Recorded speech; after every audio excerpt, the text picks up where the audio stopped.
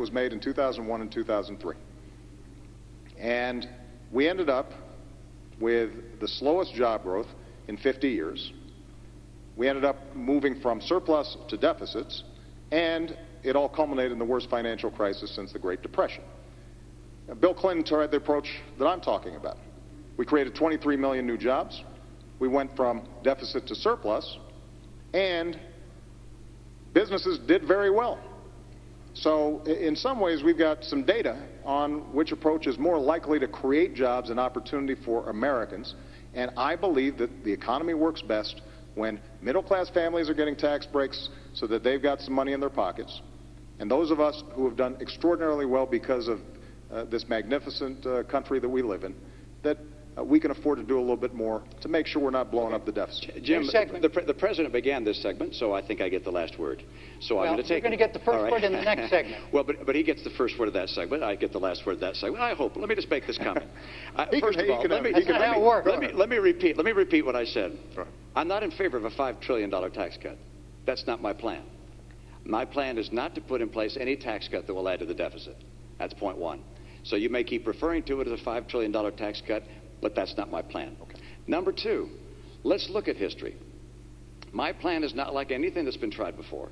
My plan is to bring down rates, but also bring down deductions and exemptions and credits at the same time, so the revenue stays in, but that we bring down rates to get more people working. My priority is putting people back to work in America. They're suffering in this country.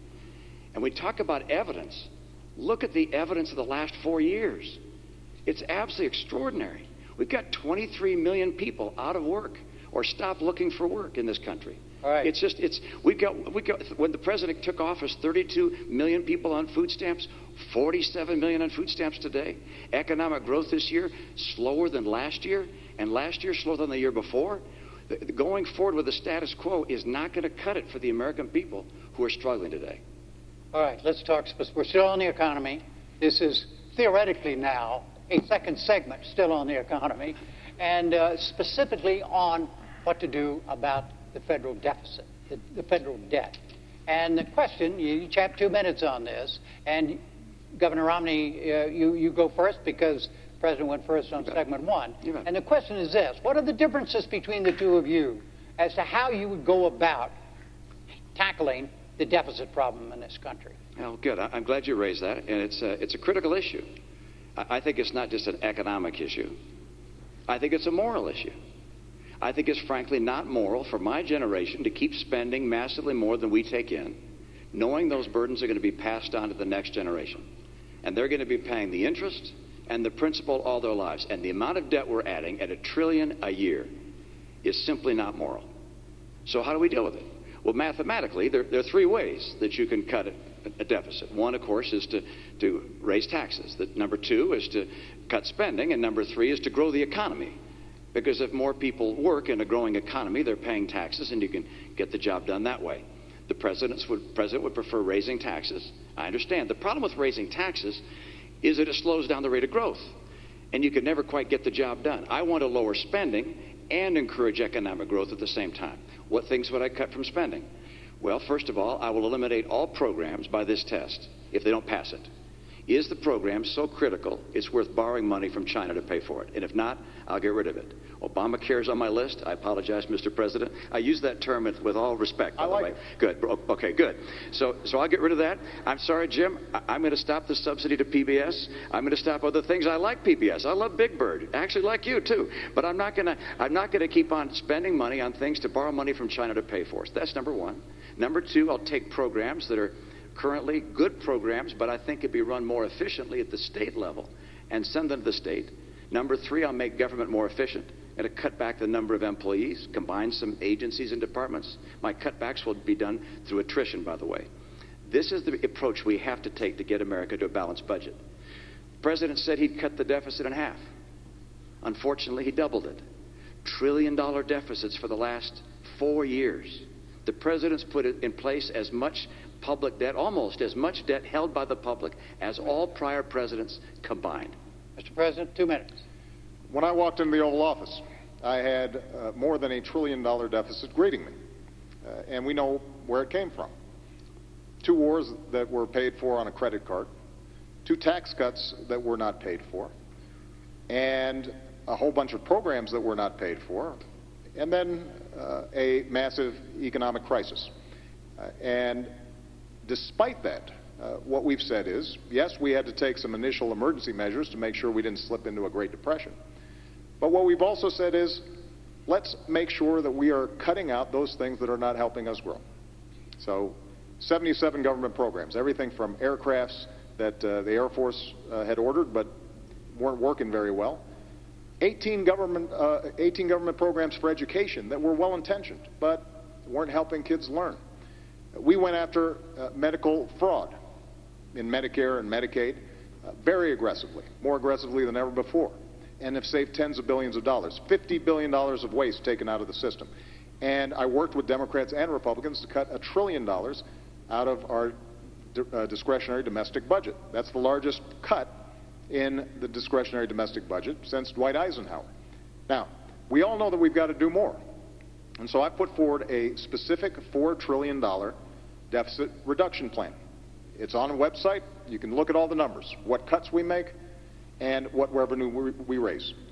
And the way we do it is $2.50 for every cut.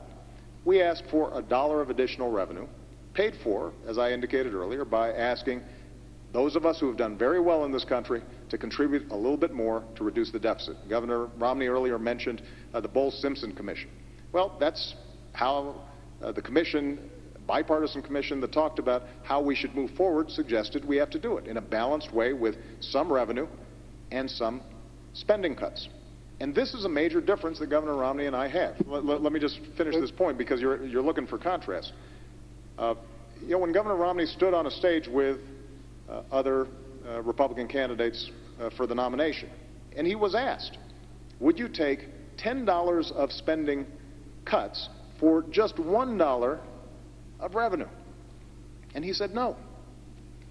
Now, if you take such an unbalanced approach, then that means you are going to be gutting our investments in schools and education. It means that Governor Romney talked about Medicaid and how we could send it back to the states, but effectively this means a 30% cut in the primary program we help for seniors who are in nursing homes, for kids who are with disabilities. Mr. President, and that is not a right strategy for us to move forward. Way over the 2 minutes. Sorry. Governor, what about Simpson-Bowles? Will you support Simpson-Bowles? Simpson-Bowles, the president should have grabbed that. No, I mean, do you support Simpson-Bowles? I have my own plan. It's not the same as Simpson-Bowles. But in my view, the president should have grabbed it. If he wanted to make some adjustments to it, take it, go to Congress, fight for it.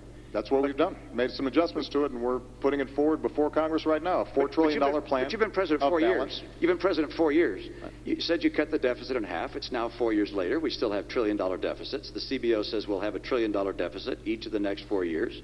If you're reelected, we'll get to a $1 trillion debt. I mean, you have said before you'd cut the deficit in half. And I love this idea of $4 trillion in cuts. You found $4 trillion of ways to reduce or to get closer to a balanced budget, except we still show $1 trillion deficits every year. That doesn't get the job done. Let me come back and say, why is it that I don't want to raise taxes? Why don't I want to raise taxes on people? And actually, you said it. Back in 2010, you said, look, I'm going to extend the tax policies that we have. Now, I'm not going to raise taxes on anyone, because when the economy is growing slow like this, when we're in recession, you shouldn't raise taxes on anyone. Well, the economy is still growing slow. As a matter of fact, it's growing much more slowly now than when you made that statement. And so if you believe the same thing, you just don't want to raise taxes on people. And the reality is, it's not just wealthy people. You mentioned Donald Trump. It's not just Donald Trump you're taxing. It's all those businesses that employ 1/4 of the workers in America, these small businesses that are taxed as individuals. You raise taxes and you kill jobs. That's why the National Federation of Independent Businesses said your plan will kill 700,000 jobs. I don't want to kill jobs in this environment. Let me make one more point. Okay, let's let him answer the taxes thing for a moment. Okay. Mr. President. Well, we've had this discussion before. About the idea that in order to reduce the deficit, right, there has to be revenue in addition to cuts. There has to be revenue in addition to cuts. Now, Governor Romney has ruled out revenue. He's ruled out revenue. Absolutely. Completely. Okay, so the revenue I get is by more people working, getting higher pay, paying more taxes. That's how we get growth and how we balance the budget. Right. But the idea of taxing people more,